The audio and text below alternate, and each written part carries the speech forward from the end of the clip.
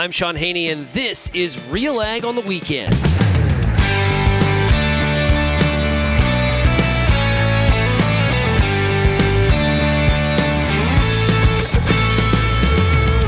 Let's get real and get connected with the week that was in Canadian agriculture. RealAg on the Weekend starts now. Welcome to RealAg on the Weekend here on 980 CGME and 650 CKOM. Shaun Haney, your host of RealAgriculture.com. It is great to be here with you here on this Saturday. Hopefully you had yourself a great week. Hopefully everything's going well on the ranch or out in those fields as we are into the early stages of June, which means we do the quick transition from spending time on the cedar to all of a sudden it's in-crop spraying time. And that transition happens very, very fast. So there is lots to talk about here today, here on RealAg on the Weekend. Looking forward to it. If you have any feedback on today's show, we'd love to hear from you. I don't care if you got thoughts on what we talked about here today, or there's something like a burr under your saddle, so to speak. We always love hearing from everybody out there that is listening to our program. You can send me an email, shaney@realagriculture.com. You can also find us across all the different social media platforms as Real Agriculture. We're on YouTube and Twitter and Facebook, Instagram, as well as TikTok. You choose, and we'd love to hear from you for sure. The other option is to call the RealAg feedback line. The number is 855-776-6147.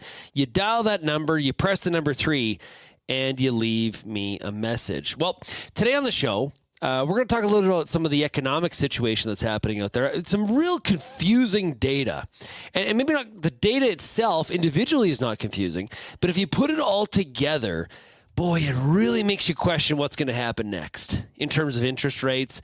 What is the economic climate going forward? Because we're worried about this from an agriculture standpoint, because economy goes in the tank. That's bad for demand, right? We need people that are consuming some of the goods that we're producing, of course, whether that's beef or pork or poultry, or of course, across all the grains and oil seeds as well. We'll take a look at that.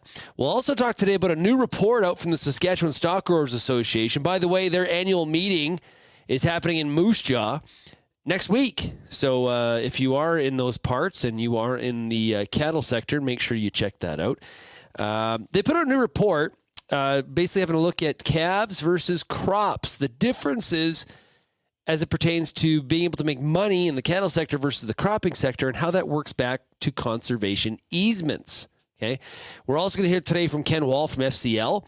He had a chance to provide some insight to us in a recent Pulse School episode on RealAgriculture.com. He talked to Real Agriculture's Kara Oosterhouse about stand establishment in the pulse crop.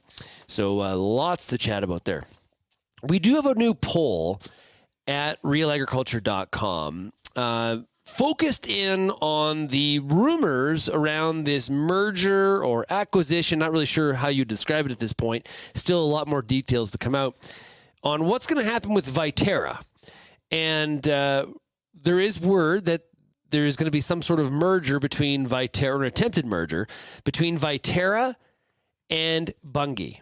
Okay, so two of the main pension funds that have stakes here in Glencore's Viterra business, the Canadian Pension Plan and the BC Pension Fund, they have given the green light for this to proceed.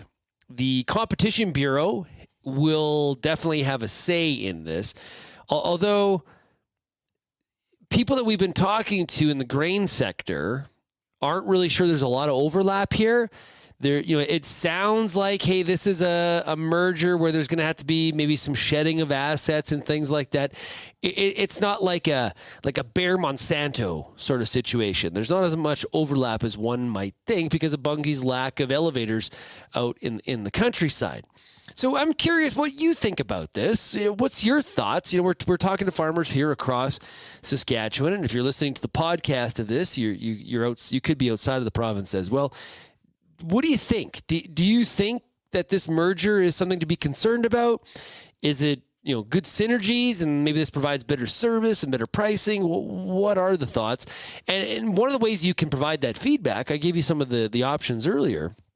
You can also go to realagriculture.com. You scroll down and you can vote in our poll. Okay. So here's where we're at. right now, I mean, we've had this poll up all week. We've had over 300 people vote. Okay, so this is a pretty good sample size. 59% of you saying, yes, I am concerned and I'm opposed to the merger. Now, as we talked about it this week on RealAg Radio and at RealAgriculture.com, what's been interesting is the next question.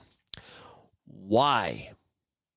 When we've talked to the grain sector, as I said, they've talked about there's a lack of overlap. There maybe is not as much as people might speculate at first.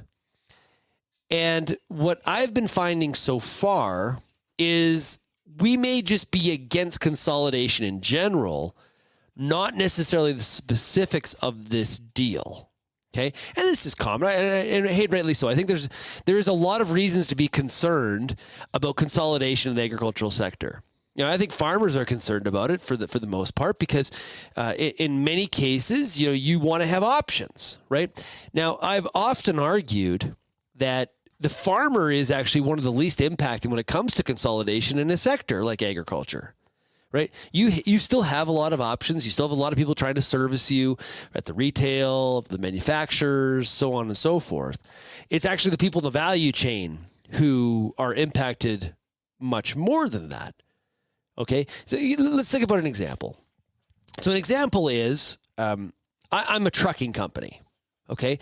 And let's just, there's two grain companies that are trying to merge. So let's pretend it's Bunge and Viterra.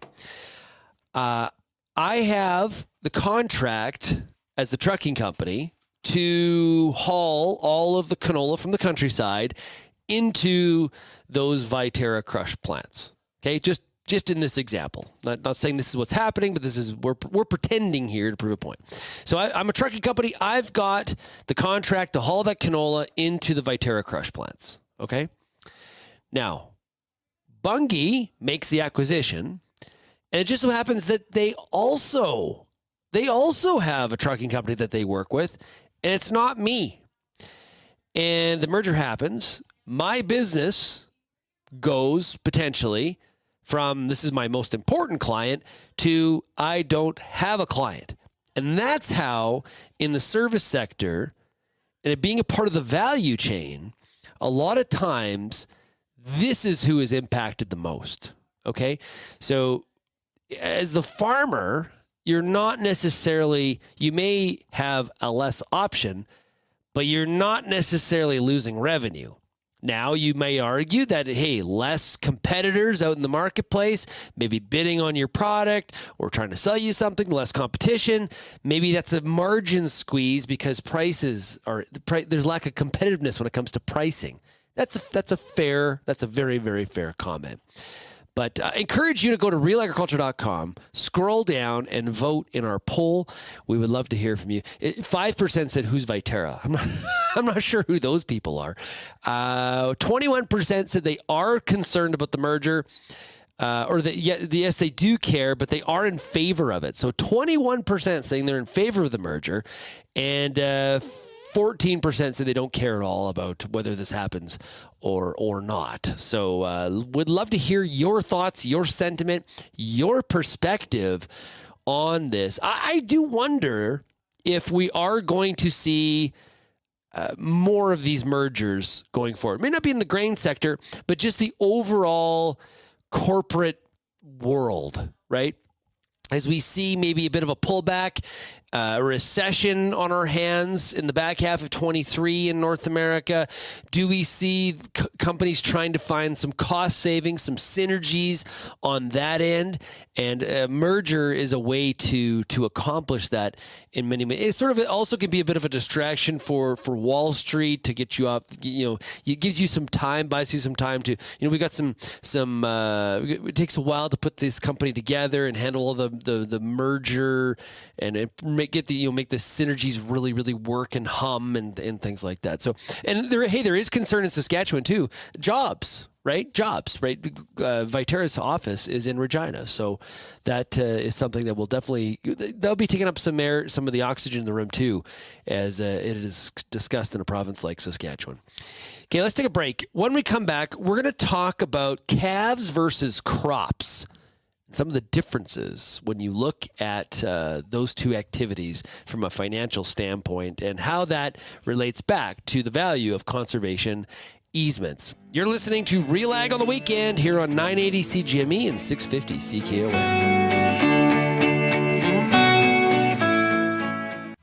Hi, I'm Lindsay Smith of RealAgriculture.com. Join me Monday nights at 8 p.m. Eastern for The Agronomists, Canada's only live, interactive, agronomy-based show. Each week, we answer your most pressing questions with a rotating panel of agronomists, researchers, and extension staff from across Canada. Join me Monday nights, 8 p.m. Eastern on YouTube, Facebook, Twitter, or LinkedIn, or head to realagriculture.com/live at 8 p.m. Eastern.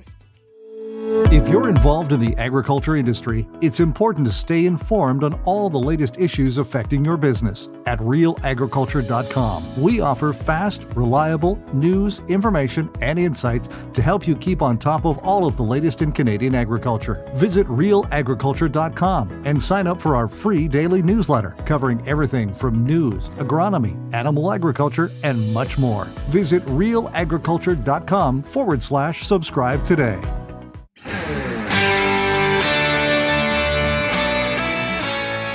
Welcome back to RealAg on the Weekend. I'm your host, Shaun Haney, here on 980 CGME and 650 CKOM. New report out by the Saskatchewan Stock Growers Association, or actually, well, they were the commissioners of the report, as well as the Saskatchewan Stock Growers Foundation. And they looked at the differences in profitability between cow-calf and annual crop production in southwestern Saskatchewan. Okay? And now, we don't need a report to tell us there's a difference. We know this. This has been one of the challenges as we've seen grassland basically go sell the cows and put it into growing canola, because that's just been a lot more profitable from a financial standpoint as we've tried to get farmers to have a greater financial literacy. Hey, listen, money talks, right? So over a 50-year time period, the return from grain farming is $508 per acre higher than cow-calf production. $508. Okay? That's according to the research modeling done by Dr. Jared Carlberg, agriculture economics professor at University of Manitoba. The study compared net present values per acre over 10, 25, and 50, as well as 100 years, with an annual cropping system providing higher values ranging from $79 an acre over 10 years to $577 an acre over 100 years. $577 an acre over 100 years. That's amazing. Acknowledging that economic incentive for converting grass. So you're probably going to ask, why are we looking at this over 100 years? There's a reason for it, okay? So acknowledging that economic incentive for converting grassland to annual crops, Stock Growers says this data should be used in developing compensation rates and policies for term conservation easements to reward landowners for keeping their grasslands intact over a certain period of time. So Garner Diebold, who actually we had on this show last week, talking about the Saskatchewan Stock Growers annual meeting coming up. He's the president of the organization. He said there needs to be a compensation formula or mechanism based on the alternate use value for the land to ensure the landowners are compensated appropriately. I'm now convinced more than ever that term easements are the best and fairest way to move forward with grasslands conservations.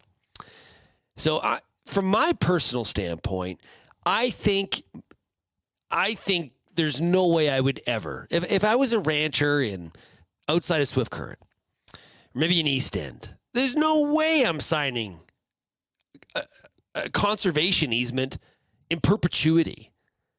Forever. No way. I agree with Garner that a term easement makes a lot more sense. Now, the question is, it's not just about the duration. It's about what are you paying me for that? So let's just pretend that the easement is, say, 30% of the land value. Okay, which is, right now a lot of the pricing is happening on land value. It's 30% based on the price today. Well, we know that grassland, the cost of it, the value of it is going to nowhere but up. So for that course of the 30 years, you get to the back end of that 20 years from now, you didn't get paid a lot, relatively speaking. So Carlberg's report notes that using a fair market value approach based on selling prices of nearby land to determine compensation rates for conservation easements may not reflect the actual value of the grassland depending on broader agricultural markets, the number of buyers, and future cash flow, among other factors. The model was based on 3-year crop rotation of durum, wheat, green lentils, and canola. Seems pretty reasonable. Revenue and costs were based on data from the 2022 Saskatchewan Crop Planning Guide and a hypothetical 245 head cow-calf operation, the Canadian Cow-Calf Cost of Production Network. Carlberg applied a 5% discount rate to account for inflation, risk, and time preference. You can read the entire report entitled Returns to Cropping and Cow-Calf Production Systems in Southwest Saskatchewan by going, we have the link at RealAgriculture.com, so encourage you to do that. Ray McDougald, who is the Saskatchewan Stock Growers Foundation Chair, says, enabling generational transition, often done over 25 to 30 years, is a key element for ranching stability that is quite often overlooked. The lack of viability of rangeland operations is especially troubling for the next generation, and this report highlights the importance of the SSGF working towards term conservation easement compensation options. Term conservation easements can be a tool to help take us forward towards the goal of successful transition into the next generation. Transition is very, very important as we think about those the next generation on the ranch. Curious your thoughts for those of you that are listening out here on this show. What are your thoughts about this? Now, I've hosted a webinar. It's going back probably a year with Saskatchewan stock growers and the foundation, talking about conservation easements. And this is a big point of discussion as well in the U.S. If somebody is willing to pay you to keep that grass as grass and not switch it to canola or for lentils or things like that, what's that worth to you? What does that price have to be? Because remember, it's not just about in this equation is also the fact that you're losing some control. Now, did somebody tell you what to do with that land and tell you how to ranch? Not necessarily, okay? But there is an element of, hey, 10 years down the road from now, if you said, hey, you know what, this ranching thing, not great, let's go farming, or you want to get out of the business and you want to sell it to somebody and maybe it's a farmer that wants to buy it and it could be converted to farmland, you can't do it. That easement goes, my understanding is the easement goes with the sale. So you lose some flexibility. And what does that mean for you in the future, right? And this is why I think the perpetuity easements are just, they're nuts. Like that's my opinion. And if you think differently and you can argue about that, then I would love to hear a perspective on it, and you try to convince us why. And we'll read some of that on the air here. Okay. You can send feedback, of course, as always, by sending me an email, shaney@realagriculture.com. Or you can call the RealAg feedback line. It is 855-776-6147. Remember, the Saskatchewan Stock Grower annual meeting is next week in Moose Jaw. So if you are in that area, please check it out. Go to skstockgrowers.com. Okay, let's take a break. When we come back, we are going to talk all about some of the economic news. You take the pieces of all of this puzzle. It's hard to put it together to try to figure out what the heck the central banks do next. We'll talk about that right after this quick break here on 980 CGME and 650 CKOM. The next generation is the future of agriculture, but how do we launch from one role to leading? From succession planning and family dynamics to understanding finances and making the tough calls to discovering paths others have taken all through agriculture, the Successors Podcast covers it all. Tune in with me, your host, Kara Oosterhuis, simply by searching The Successors on your favorite podcast platform, or you can find it by visiting www.realagriculture.com. Canola is more than just a pretty face in the prairie landscape. It's a big business, both here and around the world, that requires you to be informed and up to date on everything it takes to grow a successful crop. The Canola School on RealAgriculture.com has an expert library of video resources covering markets, agronomy, and more to help you grow a healthy and profitable canola crop. Visit canolaschool.com today. Brought to you by BASF Canada and Invigor Hybrid Canola. Whether you're seeding, harvesting, or anything in between, the Wheat School on RealAgriculture.com has you covered. Timely agronomic information from industry experts available online anytime. Give your wheat crop a good start and a great finish with the Wheat School on RealAgriculture.com. Brought to you by C&M Seeds, Syngenta Canada, and the Alberta Wheat and Barley Commission.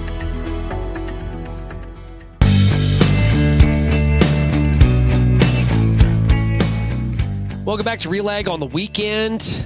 It's great to be with you. Shaun Haney, your host, of course, of RealAgriculture.com. And if you do have some time, I would appreciate this weekend if you checked out RealAgriculture.com. You can also subscribe to our newsletter that goes out every day. So you basically all the things that you need to get your head wrapped around, trying to provide you with the information, make sure you're aware. We'll get you some insights so you can make up your mind on some of this stuff. Go to realagriculture.com/subscribe to get onto our newsletter list, and very much appreciate you doing that. Okay, let's talk about some of the economics. And I guess if you took each data point, they're a puzzle piece. They make sense. Right? The puzzle piece has shape. It looks like it fits into the overall puzzle. But as you try to put all those puzzle pieces together, and the final puzzle product is what the Fed or the Bank of Canada or any central bank should do in this current economic environment, the puzzle doesn't fit together so well. It really doesn't. And it's hard for us when we think about from a borrowing standpoint, and there's a lot of money borrowed in agriculture. In Canada, we tend to see shorter mortgages than, say, they would in the United States, where it's common to have a 30-year mortgage you've locked in. In Canada, we have 1, 2, 3, 5, right? That's more? So we have a lot more decisions to make here, or I guess maybe there's a little bit more flexibility. Now, what to do, right? And I'm fortunate enough when I get to talk to a lot of analysts during the week about some of the, the markets and some of the economics and all this kind of stuff. And I don't know. I'm not sure having all that information, being able to ask all those questions, I'm better off in terms of what, I don't feel very confident in what's actually going to happen next. I got just as many questions as probably many of you do. And if you look at some of the data, okay, we had the U.S. jobs number on yesterday on Friday, okay? So U.S. employers added a seasonally adjusted 339,000 jobs last month, and March and April's totals were both revised upward for a net gain of 93,000 jobs. The labor market, that was what the Labor Department said on Friday. Okay. The unemployment rate rose to 3.7%, still near historic lows, but an uptick from April's 3.4%. The number of hires has come in above expectations for 14 of the last 17 months. So that tells us when we've got people that follow this, provide guidance on what they think the number is going to be, and the last 14 of 17 months in the U.S., they have been under the number, tells you that experts are underestimating the resilience of the U.S. economy at this time. And it's a similar sort of situation right now in the U.S. Now, I did mention unemployment, and that's important because it went from 3.4 to 3.7. So it has gone up, still very low, under what Canadian unemployment is, okay? We got states that are at, like Texas, I think is like at 2%. So 2% unemployment, that's crazy. That's hard to even get your head wrapped around. There are some people that believe that this is the key indicator. We have to keep raising rates until that unemployment number begins to go higher. Wage growth was disappointing. Wage growth is not keeping up with inflation. Now, I had talked to Errol Anderson from Pro Market Wire earlier this week on RealAg Radio, and he's talking about how the central banks have it all wrong. that the reality is that they're not paying attention to the right stuff. They're too focused on unemployment and not focused on some of the other indicators, like the Chinese manufacturing number this week, very poor. Errol had said it's very clear that China is headed for a recession in 2023. By the way, that's not good for commodity demand if that's what actually becomes the reality. And the other thing is, look at things like crude. That's a signal, right? Errol made the comment to me that he believes that diesel prices are going to definitely find some bearish tone to them here, based on what's happening in the energy markets. Also, a lot of people focusing right now on the price of copper. It has been very weak. Copper is one of those supplies, one of those metals that people need for wiring. So it is used as a bit of an indicator of what's happening from a building standpoint. Okay, or building or product development, things like that. The prices have been weak. Now, you think back to during the pandemic, copper, the prices were crazy. People were breaking into electricians' yards and stealing copper wire because it was so valuable. At the same time, there's some real mixed message when it comes to the consumer and their spending. Okay, like I was in Las Vegas in March. Prices are insane there. Like, it's nothing to pay $22 US for a beer.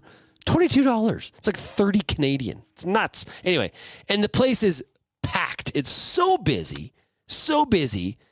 Consumer spending money. Okay. You look at another data point I had from Friday, the Lululemon. Right, the store, the Canadian store, was founded in Vancouver. Of course, famous for all the pants and all that, and some of the workout gear. Sales revenues up 24% year over year. 24%. That's a significant increase. Meanwhile, though, Macy's did provide some warning on some of what they see as some of the outlook going forward.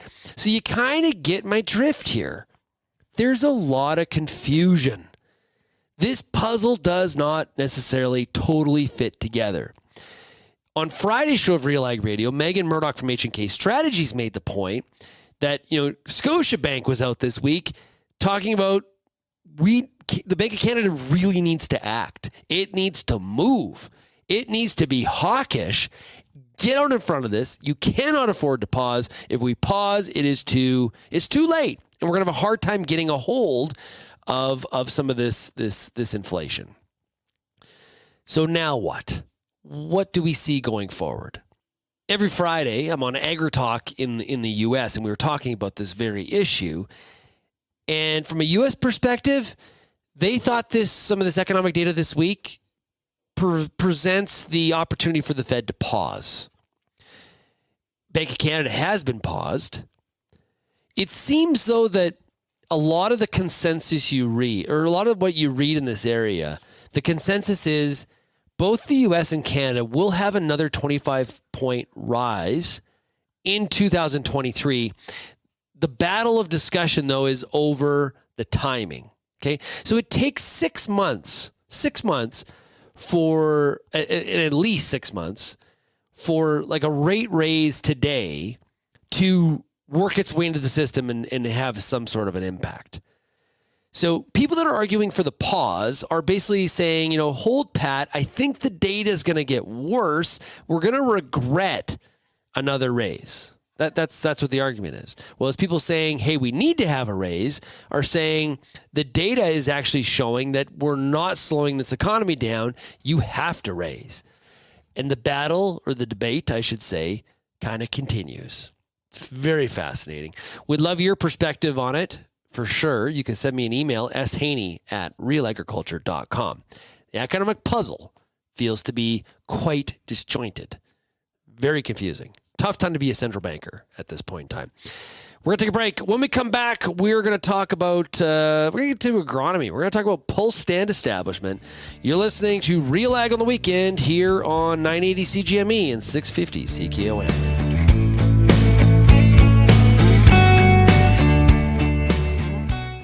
Want to get the best out of your soybean crops? Whether you've been growing them for a generation or are just starting into soybeans, find what you need to know at soybeanschool.com. You'll see videos on growing tips, pest control, and much more from specialists across the region, all in one place. Easy for you to access from your desktop tablet, or mobile phone.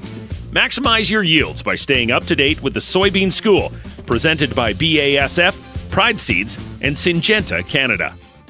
Before you get back in the field this year, spend some time with the Corn School on RealAgriculture.com.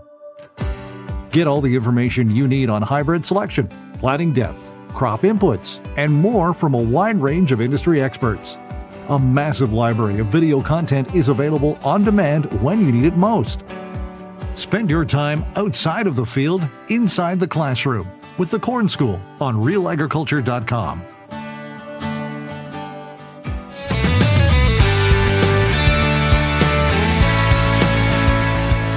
It was interesting this week when I was talking to a number of different farmers across the province and hearing some of the different conditions. And I was talking to Jake Legui, who farms down in around Fillmore there. And Jake made the comment to me, definitely wetter in the southeastern part of the province, as he was discussing.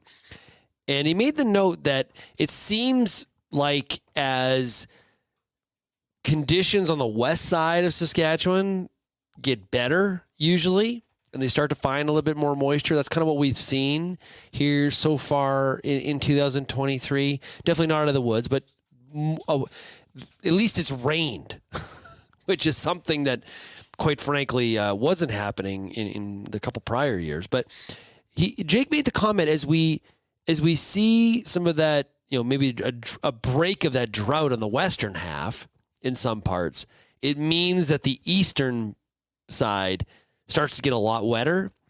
And I don't want to put words in his mouth, but one thing that Jake had said is that we could turn the tap off. I don't think he said they were too wet, but could use some sunshine and some drier conditions here in the go forward to really get this crop launched. So, the very conditions in the province definitely continue, but we're definitely in a better spot than we were, for sure. You think back 2 years where we were in 2021 at this time versus where we are here now. There definitely is a difference there for sure. Okay, at RealAgriculture.com, we run a number of different what we call crop schools. Okay, so we do them for corn, for soybeans, for wheat, for pulses, for canola. We have a soil school. If you're in edible beans, which not a lot of them in the province, but we do edible beans school as well. And these are like educational videos. We talk to an expert and kind of hone in on one topic. Now, we have a Pulse School, as I did mention, and you can find that by going to pulseschool.com. All the videos are on YouTube. There's a playlist there. Make sure you subscribe to our YouTube channel. And we got more agronomic content than I think anybody else on the internet. Like it's a library. It's a vault of info. Now, in a recent Pulse School that is sponsored by BSF Canada, Kara Oosterhuis of Real Agriculture had a chance to catch up with FCL's Ken Wall, and they talked about the importance of getting that pulse crop off to a really good start and the evaluation of that stand establishment and how that all fits into the agronomic program. Here's Kara and Ken. Welcome to Real Agriculture's Pulse School Series. I'm Kara Oosterhuis. I'm here with Ken Wall of Co-op, and we are in Swift Current, Saskatchewan. How's it going today? Great. How about you? Great. Okay, so we're here in a field of lentils, and we're talking stand establishment. You start to see those lentils emerge, and you're going to start walking through and go, okay, how does this stand look? What can you tell me about it? All right. Well, this stand here looks really good. Typically, when you're seeding lentils, you want to get that about 12 plants per square foot. Sometimes we see up to 16, but 12 is generally what producers are shooting for. And even though this stand looks really good, it all starts with seeding and seed treatment and knowing your 1,000 kernel weight. Typically with red lentils, which is what these are, you're seeding at around that 60 or 65 pounds per acre. However, with the large greens, you're probably seeding up to 90, 95 pounds an acre.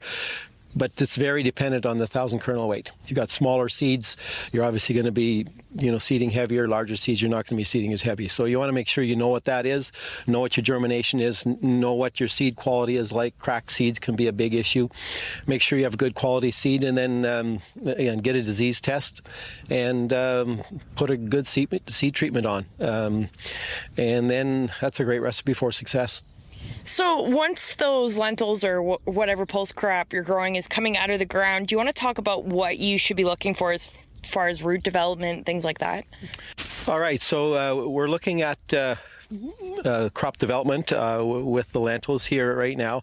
It's a little bit too early to check for nodulation and nodule development on these roots. Typically, it doesn't really start till you got to wait till at least 4 weeks post-seeding. So then you're at the 4 to 6 node stage. Right now we're probably at the 2 node stage here with the lentils, but I'll dig down here and I'll just kind of show you. To check nodule development, what you need is a 5-gallon pail with some water, and to really look at these roots, what I would do is take this clump of soil, put it in the water and kind of slosh it around and gently remove the dirt, and that's how you can see the nodules in the plant. As you look at this one right here, the roots are just starting to develop. Obviously no nodules yet. It's probably a week and a half to 2 weeks post-seeding. So we'd be looking at least another 2 to 3 weeks before we would really be checking for nodule development. And again, just looking at this plant here, you can see that the seeding depth is about 1.5 inches. Really good seeding depth, seeded into moisture, great germination. The plant looks really good. And now we just wait for the roots to develop. So when you're looking at those roots, how do you determine that is a good looking, like it's on its way to being a good crop? Well, the first thing you look at is what does the plant look like on top, and obviously, the plant right now it's getting all of its reserves from the seed. So the seed was good healthy seed. You can see the root hairs. It's a little hard to see here from they're just starting to develop. And again, it looks slow at the beginning, but as you come and look at this in a week from now, you're going to see the roots have probably doubled or tripled in length. A lot of fine little root hairs. And again, you got to really be careful of the way you remove the soil, but whatever you're seeing on top, you know that there's a good foundation below. So that's probably what you look for. That was Kara Oosterhuis of RealAgriculture.com talking to Ken Wall from FCL, really looking at how do we evaluate that plant stand establishment in pulse crops. You can find more episodes like that by going to pulseschool.com, and encourage you to check out all of our agronomic content at RealAgriculture.com. And this is that time where, I talked about the very beginning. We transition quite quickly from seeding to spraying season, right? And so obviously we're focused on killing the weeds and making sure the crop doesn't have any sort of adversarial competition in the field. But it's also that time where we do need to look at, evaluate how did we do with our seeding job, given some of the conditions that we were dealing with, too wet, too dry, perfect conditions, whatever, right? We need to do that evaluation. It's important. We learn from that. Don't just assume. We just don't want to plant the crop, then jump all the way to yield and say, geez, we did a really good job. Maybe we didn't. Maybe we hurt ourselves, even though we had a good yield. What could we have done differently given some of the conditions? And of course, every field is going to be different. There's probably a lot of difference even inside any field. So dig up those plants, have a look above ground, below ground, and make some of those evaluations in terms of what is happening with your pulse crop or anything else that you are growing out there in the field. And of course, that is what I'm sure many of you are probably listening to this show and doing right now. Absolutely. I love those tweets from people. I saw one yesterday, farmer, I believe it was Jared Gus from Davidson, who was out there listening to RealAgriculture.com and looking at some pivots too. So that's good stuff. If you have any feedback on today's show, send me an email, shaney@realagriculture.com, or call that RealAg feedback line, 855-776-6147. I want to thank everybody for tuning in here to RealAg on the weekend. We're having a lot of fun making this show. Looking forward to doing it throughout the growing season and beyond. Thank you so much for getting real and getting connected with RealAg on the weekend, and we'll chat again next week. Cheers, everybody.